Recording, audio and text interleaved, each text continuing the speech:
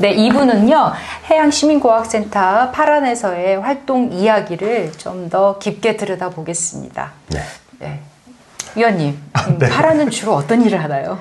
파란요? 네. 파란은 일단 이름부터 이야기를 하면 저희가 이름 지을 때 어떻게 할까 했었거든요. 하여튼 결과적으로 파란이라고 했는데, 파란은 뭐 파란을 일으키다 이런 말 많이 그러네요. 네. 파란 만장할 때 파란도 네. 있으니까. 네. 그 파란의 바다는 사실 물결, 웨이브 네. 같은 거거든요. 네. 그렇죠. 바다에서 어떤 파란이 일어나듯이 파란이 일어나는. 사실 저희 상황이고. 활동들이 제주바다 관련된 기후위기 시대 제주바다의 어떤 변화들, 시민과학자들과 함께 어떤 기록을 통한 변화의 물결을 한번 만들어보자 해서 파란이라는 이름을 지었고요. 다양한 의미를 사실 담고 있는 거네요. 파랗다 의미만 있는 게 아니라. 그리고 또 하나가 이제 파란은 당연히 푸른 바다 네, 아니겠 네. 있습니까? 네. 사실 제주바다가 지금 온전치가 않거든요. 언젠가 한번 국립수산과학원에 있는 연구원을 한번 만났더니만 제주 지역 조간대를 조사하고 야, 이 제주바다 조간대가 거의 생태적인 임계점을 넘었을 수도 있겠다. 이 생태적인 임계점은 스스로에게 자정해서 복원할 수 있는 능력의 한계, 그 한계를 넘어섰다는 거죠. 넘어설 것 같다라는 사적인 자료로 그런 이야기를 아이고. 하긴 했는데, 이 청정바다 신화가 제주도는 많이 깨졌어요. 이미 이제 청정바다의 제주는 예전 이야기고요. 원래 제주바다는 어떤 바다였을까요? 원형의 바다는 어떤 곳이었을까? 원형의 바다. 뭐 그런 것들을 다시 한번 되새기면서 네. 푸른 바다, 온전한 바다, 온전한 회복, 그런 목표로 이제 파란이라는 이름을 또 짓기도 했습니다. 네, 네. 그러니까 캐치프레이즈도 또 되게 독특하더라고요. 더 많은 이들이 바다를 기록하는 해양 아키비스트라고 이렇게 캐치프레이즈가 있는데, 이게 좀 구체적으로 어떤 의미인지 좀 알 수 있을까요? 저도 뭐 녹색연합에 일을 했었을 때, 네. 뭐 물론 이제 많은 회원분들과 같이 하는 전문가분들이 있긴 하지만, 활동가들이 직접 현장에서 이슈들을 발굴을 하고 그 이슈들을 쭉 끌고 나가서 어떤 변화까지 이뤄내는 역할들을 거의 이제 일당백처럼 그렇죠. 하고 있거든요. 활동가들이 몇몇이 되게 열심히 해가지고 하는 방식이었죠. 네. 뭐 저희들도 그런 활동가들 그런 능력들은 필요하다고 생각을 하는데 저희들은 일종의 바다에 관심 있는 사람들을 엮어주는 코디네이터 역할? 그냥 바다에 그냥 다이빙을 하는 게 아니고 펀다이빙을 하는 게 아니고 예를 들면 산호 다이빙을 할 수 있도록 산호를 기록할 수 있도록 그러니까 이왕 다이빙하는 김에 뭔가 바다의 상황들 좀 관찰하거나 기록하거나 그렇게 하게 한다는 거죠. 맞습니다. 그래서 이제 이 바다에 관심 있는 많은 사람들이 정말 기록자로서의 어떤 역할들을 할 수 있도록 저희가 엮고 그리고 그 기록들을 통해서 어떠한 해양 정책의 변화까지 이끌어내면 좋겠다라고 생각을 해서 아주 중요한 키워드가 시민과학. 시민과학. 그래서 이름도 해양 시민과학센터라고 이름을 지었습니다. 이따가 시민과학 부분에 대해서는 3부에 가서 조금 더 자세히 알아보는 걸로 하고요. 어찌됐건 파란이 이제 기후위기나 생물 다양성 훼손 관련된 활동들을 이제 하고 있고, 그리고 그게 시민들의 관심이 되게 높아지고 있긴 해요. 네네. 그래서 이 관련해서 다양한 분들 또는 단체, 기관하고 연대 협력 사업들이 많을 것 같거든요. 그렇죠. 저희가 여기 앞에 이렇게 책자 2개가 있는데요. 좀 소개를 해주시면 좋을 것 같습니다. 하나는 기후위기 최전선 제주바다 인터뷰라는 거. 저희가 이제 재작년, 작년까지 해서 오마이뉴스에 한 20회 이상 연재를 했던 건데, 제주도에 오면서 기후위기 혹은 기후위기가 제주바다를 키워드로 만날 수 있는 예술가, 뭐 동네 선장님, 그리고 물고기를 조사하는 다이버들, 그리고 서민 생활사를 연구하는 뭐 연구자, 뭐 활동가, 뭐 이런 분들을 쭉 만나서 제주바다 관련된 다양한 계층을 다 만나본 거네요. 만나서 직접 찾아가서 인터뷰를 쭉 했고 관련된 사진, 영상 다 정리하고 글로 정리해서 이렇게 인터뷰집을 하나 만들었습니다. 굉장히 공을 많이. 그러게요. 혹시 이걸 시중에서 이렇게 볼거나 할 수는 없어요? 그러면 여기 파란에 회원으로 가입을 하면 그러면 볼 수 있는 건가요? 그럼요. 파란은 정부 지원금 없이 순수하게 회비로 운영되는 조직이고요.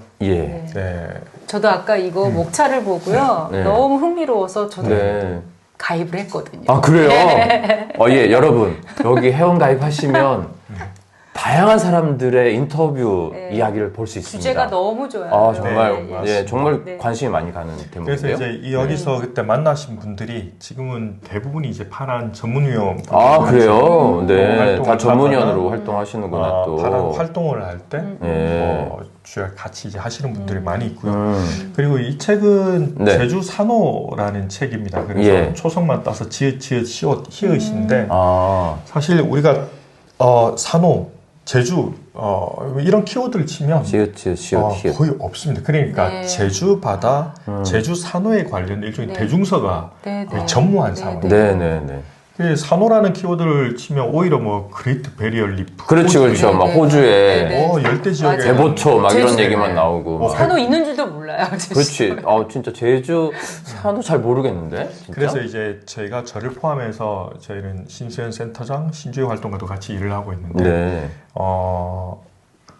처음 이렇게 바다를 만났던 그 기억들을 이 책에도 한번 써보고요. 네. 그리고 현지에서 다이빙을 하면서 사진을 찍는 전문 수중 네. 사진 예. 작가분들 뭐 이런 분들도 같이 참여를 하고 그리고 여기 산호 설명은 저기 충남 서천에 가면 국립해양생물자원관에 있습니다. 예. 산호 연구자 또 이렇게 각 산호에 대한 설명 줄을 다 달아주셨군요. 네. 그래서 만든 책입니다. 그럼 이건 대중서라고 하셨으면 이거는 네네 좀- 이거는 교보문고나 어디 책방 그래요? 네네. 구할 여러분, 수 있는 책. 네. 문고 가시면, 책방 가시면 구할 수 있다고 합니다. 예. 그래도 이왕이면 파란의 회원으로 가입하시고 책을 받아보시기 바랍니다. 그래서 이렇게 책을 만들거나 인터뷰를 하면서 만났던 사람들이 저희가 활동을 하는데 다시 이제 또 저희를 응원하시는 큰 또 그러겠네요. 그런 되게 좋은 방법인데요? 인터뷰하면서 그분들을 회원으로, 전문으로 또 끌어들이고. 제가 그리고 저희가 파란을 만들기 전에 여기 뒤에 이제 강정 해군기지가 보이는데 예. 네네. 해군기지 관련된 그 해군기지가 2009년도에 부지로 결정이 됐긴 했지만 해상공사 그러니까 구럼비 발파를 하고 해상공사는 게 2012년이거든요. 네. 그 이전에 바닷속에 들어가서 기록했던 산호 사진 영상들이 있어요? 그리고 그래요? 이제 공사를 해상공사를 한 이후 또 어떤 변화가 있는지에 대한 전후 변화상들을 같이 좀 조사들을 하긴 했었고 네. 그리고 제주는 또 제2공항 문제로 또 그렇죠. 큰 갈등을 네. 비자림도 겪고 있는데 그렇고, 네. 네네. 특히 이제 제2공항 관련해서 연대 활동들을 서울의 녹색이라고 있을 때 네. 꽤 했었습니다. 그래서 파란을 창립을 하고 했었을 때 실제 같이 그렇게 연대 사업을 했던 많은 분들 네. 또 저희가 이렇게 만났던 많은 해양 시민과학자들 뭐 이런 분들이 이제 저희하고 지금 같이 네. 하거나 도움을 또 주고 있습니다. 예. 네. 그러니까 좀 전에 이제 뭐 다양한 어떤 산호의 문제나 이렇게 제주 바다가 되게 인기점에 다다랐다 이런 얘기 해주셨는데 구체적으로 어떤 좀 이렇게 해양의 변화들이 혹시 있을까요? 위험이나 이런 게? 일본 사람들이 일본 말로 예를 들면 바위가 불타고 있다 이런 표현을 쓰는데요. 그게 뭐냐면 이소야케라는 단어를 쓰는데 예. 우리나라 말로 갯녹음입니다. 갯녹음은 갯가에 있는 바닷가를 이야기하는 갯 그리고 이제 녹다라는 녹음의 녹다. 그러니까 녹음지다의 녹색이 아니라 녹다의 녹음이군요. 그래서 원래 이제 바다는 구조가 그렇죠. 제주 이 온대바다의 기본적인 특징은 뭐 조간대 조하대의 그 바위 위에는 해조류가 잔뜩 붙어 있는 구조들입니다. 그렇죠.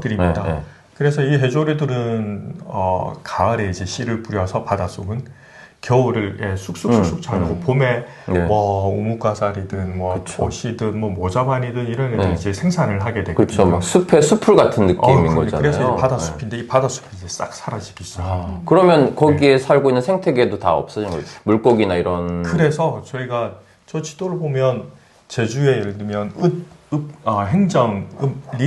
동리 단위로 해안마을이 97개가 있습니다. 전 지역을 쭉 다 돌아봤어요. 특히 이제 이 조수간 만차가 큰 사리 물때에 간조 때, 이 조간대가 잘 드러나는 그 시간대에 맞춰가지고 이 97개 해안마을 전체 200곳을 200곳을 다 갯녹음 조사를 해봤고 갯녹음 심각 단계는 어떤 거냐면 해조류가 원래 100이 있었다고 하면 이제는 30도 안 되는 그런 단계. 아이고. 이 심각 단계 네. 거의 제주바다가 들어섰는데 이 이유가 도대체 뭐냐 제주바다에 갯녹음 현상이 발생을 하는 게 특히 이게 해조류가 사라지면 원래 바위에 붙어 있는 숲으로 산으로 따지면 흙과 같은 존재인 바다에는 석회조류라고 있습니다. 네. 이런 애들이 이 바다 숲이 없어지니까 얘네들 석회조류조차 말라 죽어버리면서 하얗게 바위에 덕지 붙어버리거든요.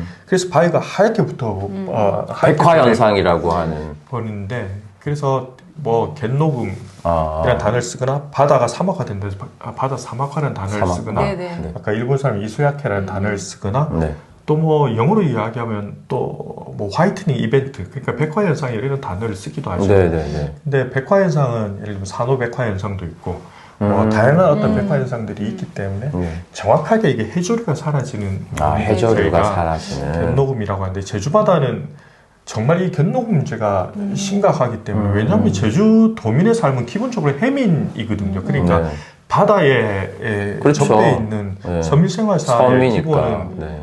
일종의 바다생활사인데 이 바다생활사 해양생태계의 가장 근원이 되는 해조류가 싹 사라지니까 예를 들면 보말을 잡아가지고 보말 죽을 끓여야 되는데 보말이 없는 거예요. 그러니까 이걸 어떻게 하냐면 완도 뭐 이런 데서 이제 아니요 전복 같은 걸로 대체를 하는 거예요. 그러니까 보말 칼국수집이 이제 전복 칼국수집을 한다든지 아이고야.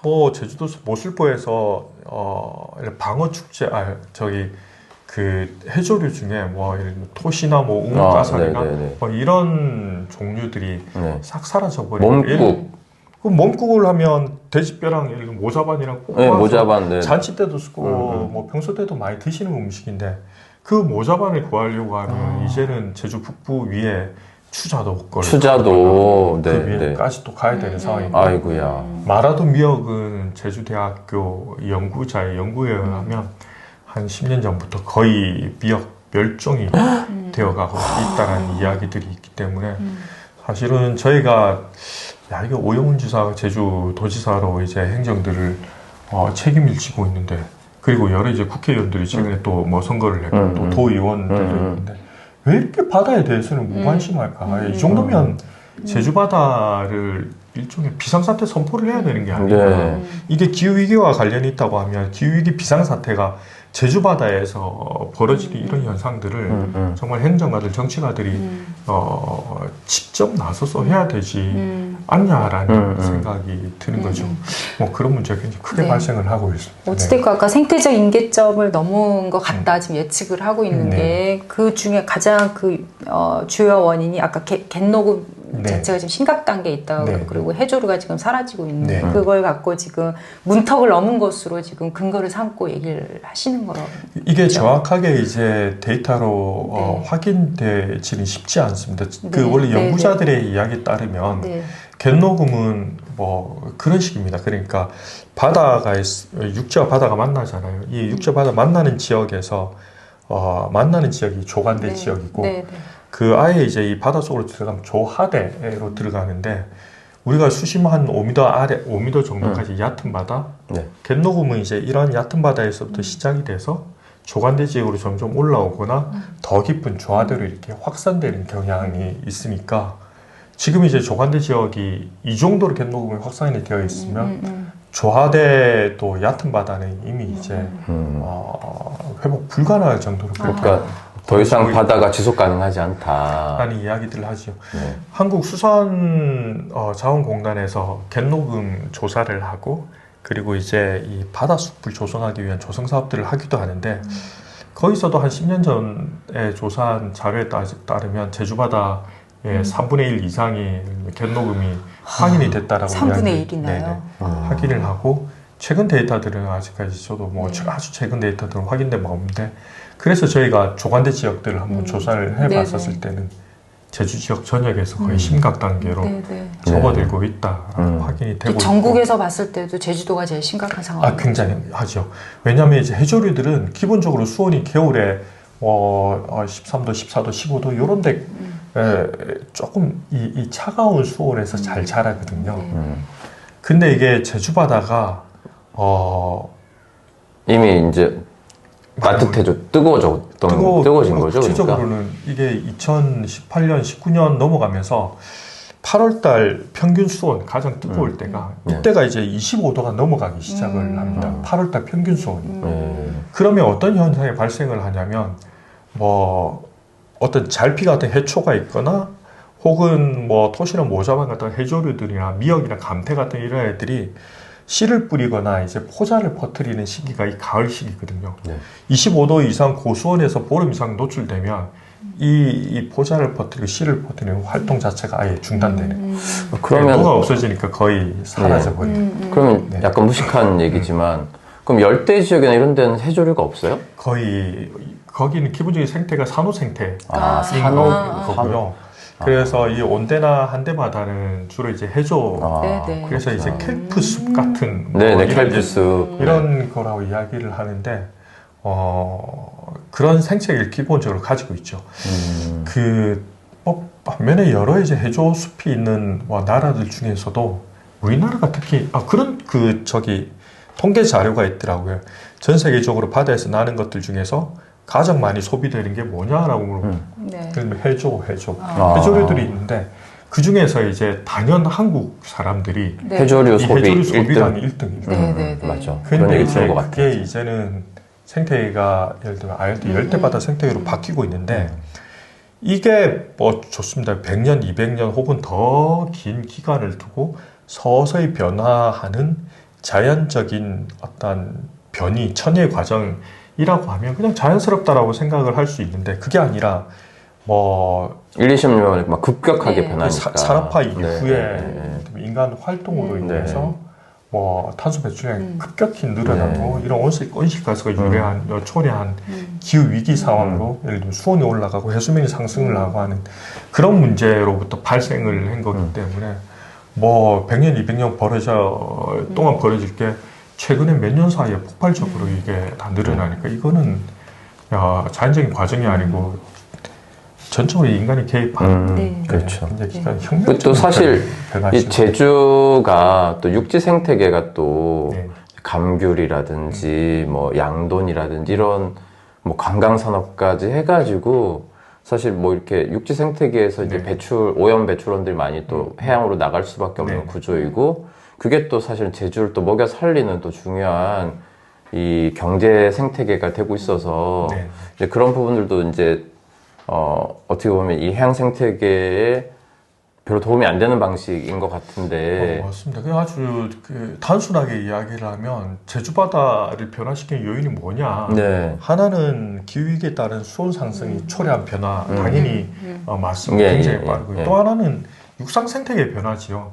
그러니까 육상 환경의 변화인데 제주도 같은 경우는 90년대 이후로부터 제주도 개발특별법이 만들어지고 2000년 이후로 넘어오면서 국제자유도시 특별법이 만들어지면서 이게 제주도 개발특별법이나 국제자유도시 특별법은 일관되게 제주 지역을 세계적인 관광도시 혹은 개발 중심으로 제주도를 경영을 하겠다는 뜻이었거든요. 그러면서 굉장히 관광객들도 최근 이제 15년 사이에 매년 100만 명씩 늘어나면서 1000만 이상의 관광객들이 이상 더 늘어나고 지금은 3천만 명 이상이 제주를 매해 이제 왔다 갔다 하는 상황들이고 그러면서 발생하는 여러 이제 이 생활 폐수 문제라든지 혹은 이 관광객들을 또 직행시키기 위해서 제주도 오면 돼지고기도 구워 먹어야 되니까 축산에서 나오는 축산 분뇨 감귤 생산 대대적으로 감귤 생산하는데 거기서 사실 질산염 비료 같은 거 많이 쓰죠. 그게 부영양 현상을 일으키고 그럼요.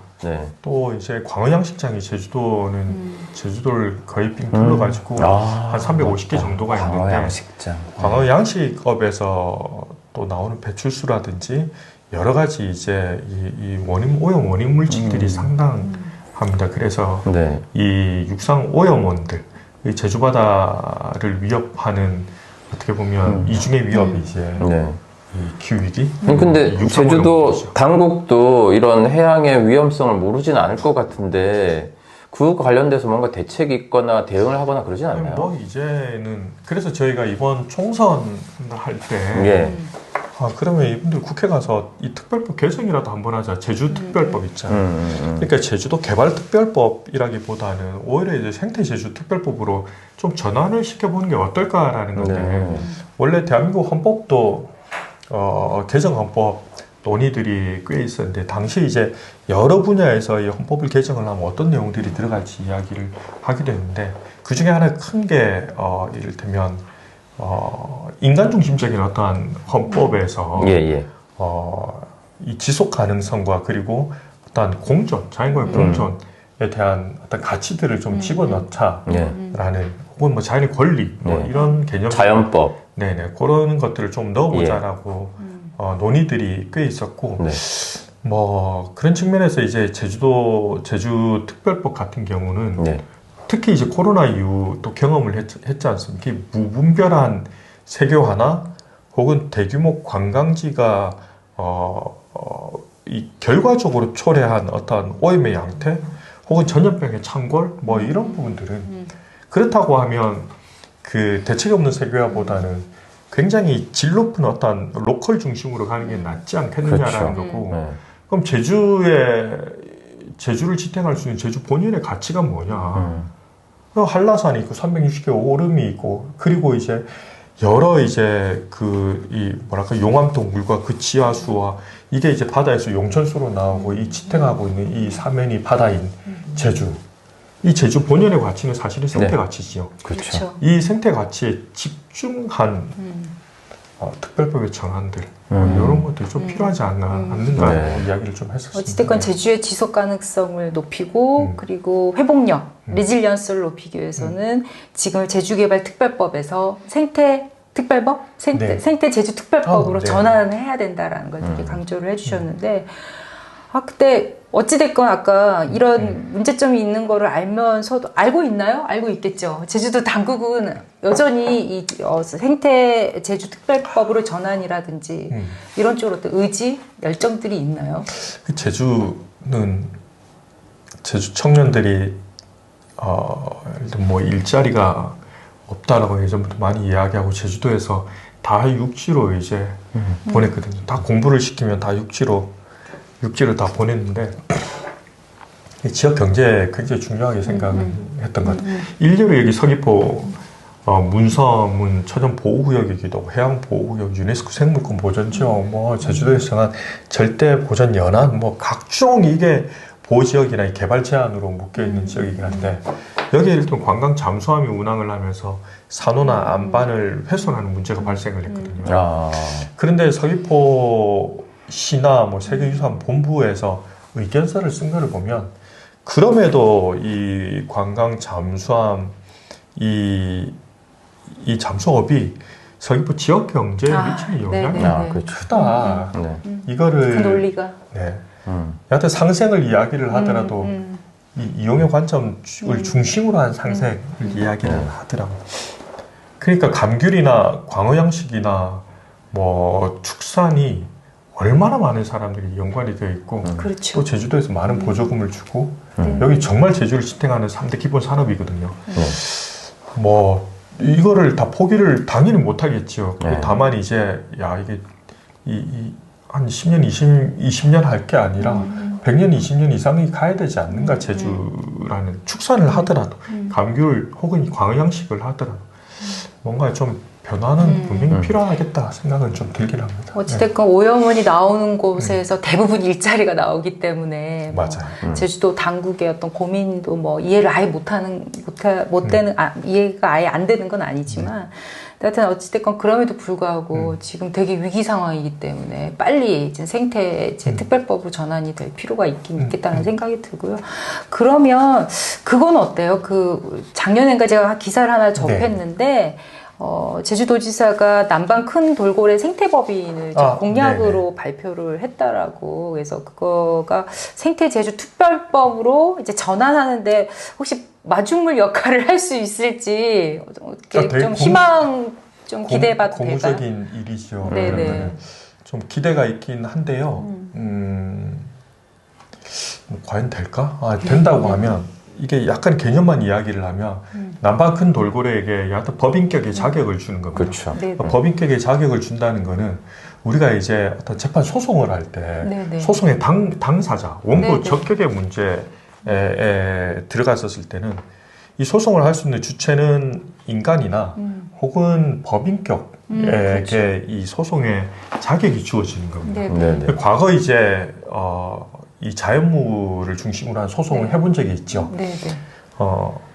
아까 그 천성산 그러니까 경부고속철도 도롱뇽 천성산 도롱뇽 이 주체가 되어서 소송을 걸기도 하고 설악산 난개발 문제 때문에 그 지역에 있는 천연기념물인 산양을 주체로 해서 소송을 해보기도 했죠. 근데 당장 원고 적격의 문제에서 안 돼요. 안 됐구나. 근데 이제 외국 사례들이 있죠. 저기 뉴질랜드에는 황건우이 강이 있어. 강이랑 황건우이인데 거기 있는 원주민들에게 예를 들면 너희가 이 황건우이 강에서 오랫동안 삶을 살았으니 이 강을 대변할 수 있는 대변인의 자격을 줄게. 그러니까 법인격을 부여를 하는 거예요. 강에게. 그런 사례들이 있기도 했었어요. 그러면 우리나라에서는 아직 그런 사례가 없는 건가요? 그러면 남방 큰 돌고래가 그런 생태법인의 자격이 부여된 우리나라는 처음으로 그런 일이 처음으로 이제 법인격이 부여가 되고 이 남방 큰 돌고래가 이 정도 환경에서 살겠어 하고 하는데 얘네들이 못 살겠어 하면 얘네들이 직접 이제 아니 왜 너희가 우리 땅에 와서 우리를 괴롭히지? 우리 당장 이 소송을 걸겠어 하면 소송을 걸 수 있는 거죠. 구체적으로 남방 큰 돌고래가 걸 수 있는 내용들이 어떤 게 있을까요? 뭐 당연하지. 예를 들면 바다에서 어떤 개발 사업들이 있을 수 있는 거잖아요. 풍력 발전기나 예를 들면 풍력 발전이 들어설 수도 있고 매립 사업이 있을 수도 있는 것이고 뭐 다양하게 양식업 오염물질 오염물질 배출될 수도 있는 것이고 우리나라 아니지만 유전 개발한다고 뭔가를 채굴하는 이런 것들도 있긴 할 테고 바다에서 벌어지는 굉장히 다양한 심지어는 내가 사는 곳에 너희가 왜 이렇게 플라스틱 페트병을 이렇게 잔뜩 버리냐. 너 하지마. 소송의 주체가 될 수 있겠죠. 그러니까 남방 큰 돌고래의 생태 법인을 구성이 되면 생태 법인 내에 법인이기 때문에 이사회가 구성이 될 거잖아요. 그 이사회는 이 남방 큰 돌고래를 정말 후견할 수 있는 후견인들이 이사회가 만들어지고 이 이사회에 법인기 부여가 되겠죠. 그래서 이 이사회에서 남방 큰 돌고래를 대리해서 각종 소송을 할 수가 있는 건데 이래 되면 어떻게 보면 생태 운동에서의 굉장히 혁신일 수도 있는 건데 오영훈 지사가 공약으로 내기도 했었고요. 그리고 이제 선거가 총선도 끝났으니까 제주 특별법을 일부 개정을 해서 남방 큰 돌고래 생태 법인을 자격을 부여하는 제주 특별법 개정안을 발의를 빠르면 올해 안에 한다고 합니다. 한번 지켜봐야 될 것 같아요. 어떤 식으로 될지. 그러면 말도 꽤 있겠죠. 뭔가 좀 기대감은 좀 뭔가 약간 긍정적일까요? 어떻게 그럼요. 그래도 행정에서 하는 사람들이 이거는 행정은 굉장히 다양한 이해 당사자들이 있어서 사실 행정가들이 어떤 발언을 하는 거는 이 책임 소지가 따르고 나중에는 법적인 문제까지도 초래할 수 있기 때문에 굉장히 신중한데 이 생태법인 이야기는 지금 제주도에서 하겠다라고 지사가 강력하게 발언했으니까 예산이 배정이 되어서 실제 하기도 하고 지금 각종 토론회나 이해당사자들 간담회나 이런 과정들이 만나고 있고 실제 이제 제주 특별법에 어떤 조항들을 요구를 했을 때 가능한 건지에 대한 지금 스터디들도 계속 하고 있는 걸로 알고 있습니다. 그럼 그나마 좀 그게 어떻게 보면 좀 유일한 희망의 돌파구 같은 그런 생각이 좀 그럴 수도 있겠죠. 제주 전역에는 지금 100여 마리 이상의 남방 큰 돌고래가 제주 연안을 중심으로 빙빙 돌아다니는데 이게 제주 북부 같은 경우 제주 항도 있고 이미 도시화가 많이 되어 있기 때문에 북부 지역은 잘 활용을 하지도 않고요. 이 여기 남쪽 지역은 또 제주 해군기지가 다 만들어진 거예요. 그러네요, 진짜. 저기서 저 표선에서 오시는 표선에서 예를 들면 저 돌고래가 이 범섬 쪽으로 오다가 제주 해군기지를 만나면 다시 돌아가 버려. 아하.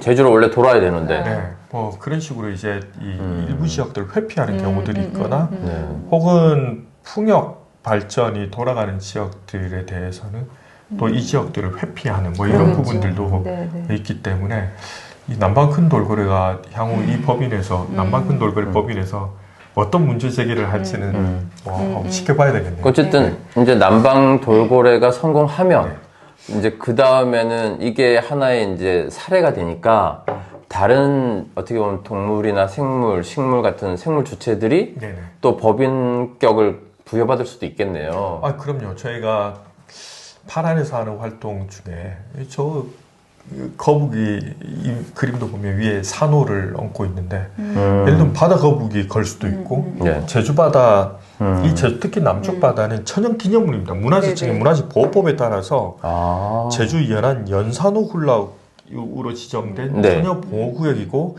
해양생물 서식지로는 우리나라에서 가장 큰 규모이거든요. 그럼 이 연산호가 예를 들면 소송을 걸 수가 있죠. 그렇죠. 연산호. 뭐 그런 식의 자격들이 부여될 수도 있을 거라고 생각을 하고 바다에는 법정 보호종들이 많이 있습니다. 예를 들면 문화재청에서 천연기념물로 지정한 곳도 있고 해양수산부가 해양보호생물로 혹은 환경부가 멸종위기 야생생물로 지정한 해양생물들이 꽤 있기 때문에 스스로 살아갈 수 있는 어떤 조건들을 요구할 수 있는 상황들도 올 수 있겠죠. 예, 좋습니다. 네.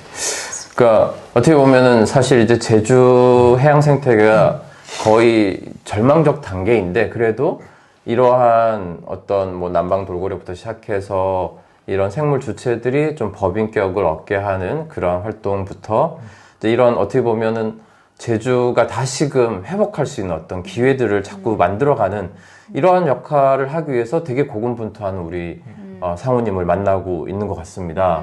구체적으로 이것이 이루어질 수 있도록 하기 위한 더 구체적인 활동들을 좀 더 만나보면 좋을 것 같고 또 앞으로의 상우님의 청사진도 한번 더 살펴보면 좋을 것 같습니다. 3부에서는 그러한 얘기들로 또 한번 꾸며보도록 하겠습니다. 채널 고정.